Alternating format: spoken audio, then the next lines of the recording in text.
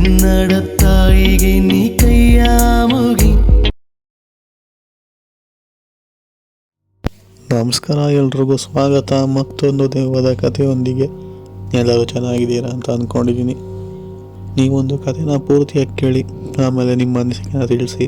ಹಾಗೆ ಕತೆ ಇಷ್ಟ ಆಯಿತು ಅಂತಂದರೆ ಈ ಒಂದು ವಿಡಿಯೋಗೆ ಲೈಕ್ ಮಾಡ್ಕೊಳ್ಳಿ. ಹಾಗೆ ನಮ್ಮ ಯೂಟ್ಯೂಬ್ ಚಾನಲ್ನ ಸಬ್ಸ್ಕ್ರೈಬ್ ಆಗಿಲ್ಲ ಅಂತಂದರೆ ಈ ಕೂಡಲೇ ಸಬ್ಸ್ಕ್ರೈಬ್ ಕೂಡ ಮಾಡ್ಕೊಳ್ಳಿ. ತಮ್ಮನೇಲಿ ಮೇಲೆ ರೈಟಲ್ಲಿ ನೋಡಿದ್ದೀರಾ ಅಂತಂದರೆ ಗೊತ್ತಾಗ್ಬಿಟ್ಟಿರುತ್ತೆ. ನೀವೊಂದು ಕತೆ ಆಗಿರೋದು ಬಂದ್ಬಿಟ್ಟು ಬೆಂಗಳೂರಿನ ಕಾಡಪ್ಪನಹಳ್ಳಿಯಲ್ಲಿ ಆಗಿರುವಂತಹ ಒಂದು ಘಟನೆ. ಈ ಒಂದು ಕಾಡಪ್ಪನಹಳ್ಳಿ ಬೆಂಗಳೂರಿನ ಔಟ್ಸ್ಕರ್ಟ್ಸ್, ಅಂದರೆ ಬೆಂಗಳೂರಿಂದ ಒಂದು 30-35 ಕಿಲೋಮೀಟ್ರ್ ದೂರ ಇರುವಂತಹ ಒಂದು ಜಾಗ ಅಂತಲೇ ಹೇಳ್ಬೋದು. ಸೊ ಈ ಒಂದು ಜಾಗ ನೋಡೋಕ್ಕೆ ಕಾಡಿನ ಪ್ರದೇಶ ಅಂತಲೇ ಹೇಳ್ಬೋದು. ಸೊ ಈ ಒಂದು ಘಟನೆನ ನಮಗೆ ತಿಳಿಸ್ಕೊಟ್ಟಿರೋ ಹೆಸರು ಬಂದ್ಬಿಟ್ಟು ಶ್ರೀಕಂಠ ಅಂತ ಹೇಳಿ. ಇವರ ಒಂದು ಜೀವನದಲ್ಲಿ ಆದಂತಹ ಕೆಲವೊಂದು ಇನ್ಸಿಡೆಂಟ್ಗಳು, ಆ ಒಂದು ಜಾಗದಲ್ಲಿ ಆಗಿರುವಂತಹ ಇನ್ಸಿಡೆಂಟ್ಗಳನ್ನ ತಿಳಿಸ್ಕೊಟ್ಟಿರುವಂಥದ್ದು. ಅವರು ನಮಗೆ ಯಾವ ಥರ ತಿಳಿಸ್ಕೊಟ್ಟಿದ್ದಾರೋ ನಾನು ಕೂಡ ನಿಮಗೆ ಅದೇ ರೀತಿ ತಿಳಿಸ್ತಾ ಹೋಗ್ತೀನಿ. ಎಲ್ಲೂ ಕೂಡ ಸ್ಕಿಪ್ ಮಾಡಬೇಡಿ, ಪೂರ್ತಿಯಾಗಿ ಕೇಳಿ. ಇವರು ಹೇಳಿರೋ ಪ್ರಕಾರ ಬೆಂಗಳೂರಿನ ಕಾಡಪ್ಪನಹಳ್ಳಿ ಬೆಂಗಳೂರಿಂದ ಒಂದು 30-35 ಕಿಲೋಮೀಟ್ರ್ ದೂರ ಇರುವಂತಹ ಒಂದು ಊರು, ಬೆಂಗಳೂರು ಔಟ್ಸ್ಕರ್ಟ್ಸ್ಗೆ ಸೇರಿಕೊಳ್ಳುವಂತಹ ಒಂದು ಊರು.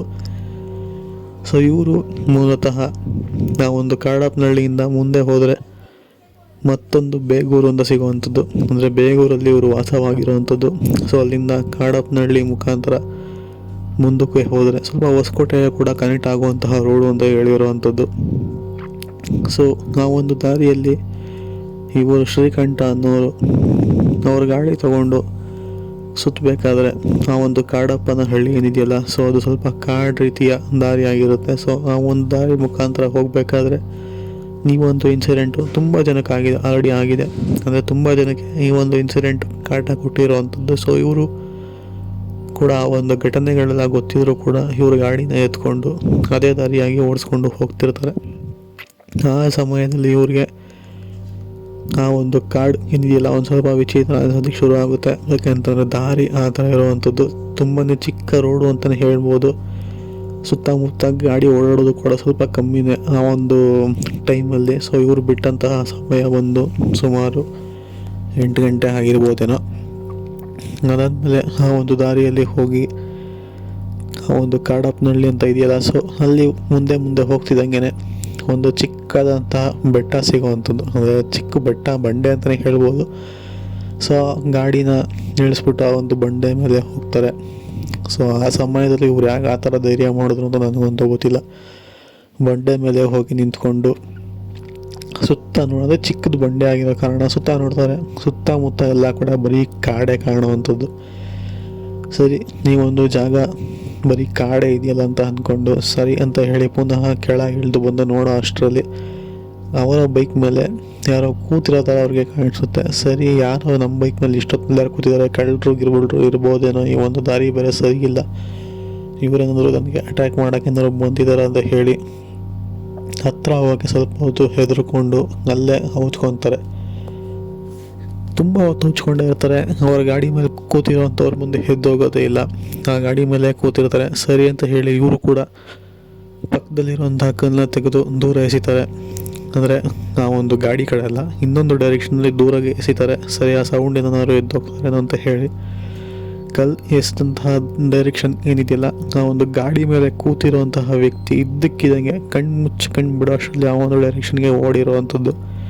ಇಷ್ಟು ವೇಗವಾಗಿ ಒಬ್ಬ ವ್ಯಕ್ತಿ ಓಡೋದಕ್ಕೆ ಸಾಧ್ಯನಾ ಅಂತ ಹೇಳಿ ಇವ್ರಿಗೆ ಸ್ವಲ್ಪ ವಿಚಿತ್ರ ಅನ್ಸೋದ್ರೂ ಕೂಡ ಪರವಾಗಿಲ್ಲ, ಇಲ್ಲಿಂದ ಫಸ್ಟ್ ತಪ್ಪಿಸ್ಕೊಂಡು ಹೋಗೋಣ ಅಂತ ಹೇಳಿ ಗಾಡಿ ಸ್ಟಾರ್ಟ್ ಮಾಡಿಕೊಂಡು ಅಲ್ಲಿಂದ ಯೂಟರ್ನ್ ತೊಗೊಂಡು ಎಷ್ಟು ಬೇಗ ಆಗುತ್ತೋ ಅಷ್ಟು ಬೇಗ ಓಡಿಸ್ಕೊಂಡು ಹೋಗೋದಕ್ಕೆ ಪ್ರಯತ್ನ ಪಡ್ತಾರೆ. ಬಟ್ ಅಲ್ಲಿಂದ ಒಂದು ಚೂರು ಮುಂದೆ ಬರ್ತಿದ್ದಂಗೆ ಗಾಡಿ ಆಫ್ ಆಗುತ್ತೆ. ಇವರ ದುರಾದೃಷ್ಟನೇನೋ ಗೊತ್ತಿಲ್ಲ, ಆ ಒಂದು ಕ್ಷಣದಲ್ಲಿ ಗಾಡಿ ಬೇರೆ ಆಫ್ ಆಗುತ್ತೆ. ಲೈಟ್ ಎಲ್ಲ ಕೂಡ ಏನೂ ಇರೋದಿಲ್ಲ. ಎಷ್ಟೇ ಸ್ಟಾರ್ಟ್ ಮಾಡಿದ್ರು ಕೂಡ ಗಾಡಿ ಸ್ಟಾರ್ಟ್ ಆಗೋದಿಲ್ಲ. ಎಲ್ಲಿ ಇವ್ರಿಗೆ ಒಂಥರ ಗಾಬರಿ ಶುರು ಆಗುತ್ತೆ. ಎಲ್ಲಿ ಕಳ್ಳರುಗಳು ಯಾವ ಕಡೆಯಿಂದ ಅಟ್ಯಾಕ್ ಮಾಡ್ತಾರೋ, ಏನು ಕಿತ್ಕೊತಾರೋ, ಏನು ಮಾಡ್ತಾರೋ, ದಾರಿ ಬೇರೆ ಸರಿಯಿಲ್ಲ, ಅದು ಇದು ಅಂತ ಹೇಳಿ ತುಂಬಾ ಗಾಬರಿ ಬೀಳ್ತಾರೆ. ಸರಿ ಅಂತ ಹೇಳಿ ಇವರು ಹಿಂದೆ ಯಾರೋ ನಡ್ಕೊಂಬರ್ತಿರ್ತಾರೆ, ಅವರಿಗೆ ಸೌಂಡ್ ಕೇಳಿಸುತ್ತೆ. ಸೊ ಹಿಂದೆಗಡೆ ಕೂಡ ತಿರುಗಿ ನೋಡೋಕ್ಕೆ ಭಯ, ಯಾವ ಕಳ್ಳರು ಏನು ಮಾಡ್ತಾರೆ ಅಂತ ಕೂಡ ಗೊತ್ತಾಗೋದಿಲ್ಲ. ಸರಿ ಅಂತ ಹೇಳಿ ಗಾಡಿ ಮಿರರ್ನಲ್ಲಿ ನೋಡ್ತಾರೆ. ಕತ್ಲೆ ಇದ್ದ ಕಾರಣ ಅಷ್ಟೊಂದು ಸರಿಯಾಗಿ ಕಾಣೋದಿಲ್ಲ. ಆದರೂ ಒಂದು ಕಡೆ ಗೊತ್ತಾಗುತ್ತೆ, ಸರಿ ಹಿಂದೆಗಡೆ ಯಾರೂ ಮನುಷ್ಯರಿಲ್ಲ ಅಂತ ಹೇಳಿ ಹಿಂದೆ ತಿರುಗಿ ನೋಡ್ತಾರೆ. ಅವ್ರಿಗೆ ಯಾರೂ ಕೂಡ ಕಾಣಿಸೋದಿಲ್ಲ. ಬಟ್ ಆದರೂ ಕೂಡ ನಡೀತಾ ಇರುವಂತಹ ಶಬ್ದ ಅವ್ರಿಗೆ ಕೇಳಿಸ್ತಾನೆ ಇರುತ್ತೆ.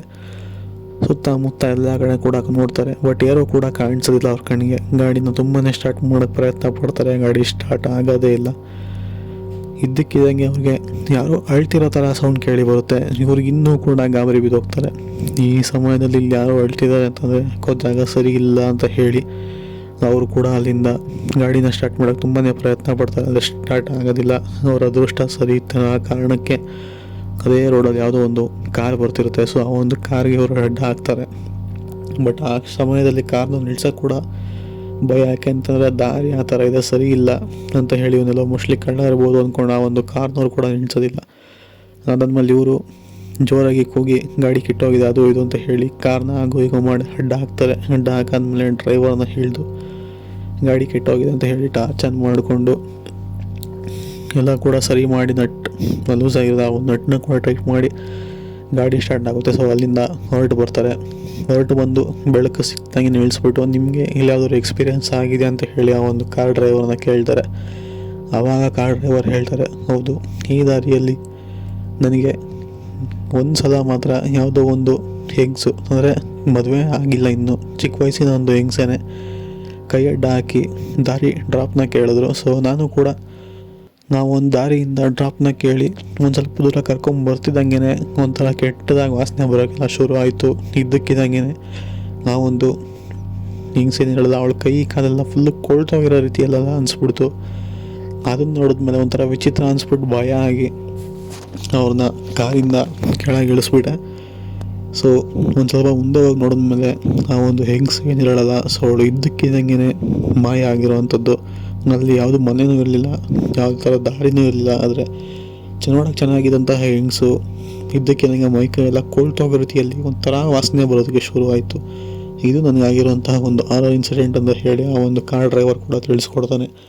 ಸೊ ಇವರು ಕೂಡ ಸರಿ, ಈ ಸಮಯದಲ್ಲಿ ಇಲ್ಲೆಲ್ಲ ಇರೋದು ಸರಿ ಇಲ್ಲ, ಇಲ್ಲಿಂದ ಹೋಗೋಣ ಅಂತ ಹೇಳಿ ಅಲ್ಲಿಂದ ಬಿಡ್ತಾರೆ. ಇದು ಆಗಿರುವಂತಹ ಒಂದು ಘಟನೆ. ಇಷ್ಟ ಆಗಿದೆ ಅಂತ ಅಂದ್ಕೊಂಡಿದ್ದೀನಿ. ಮತ್ತೊಂದು ಕಥೆಯೊಂದಿಗೆ ಅಲ್ಲಿವರೆಗೂ take care, good bye friends.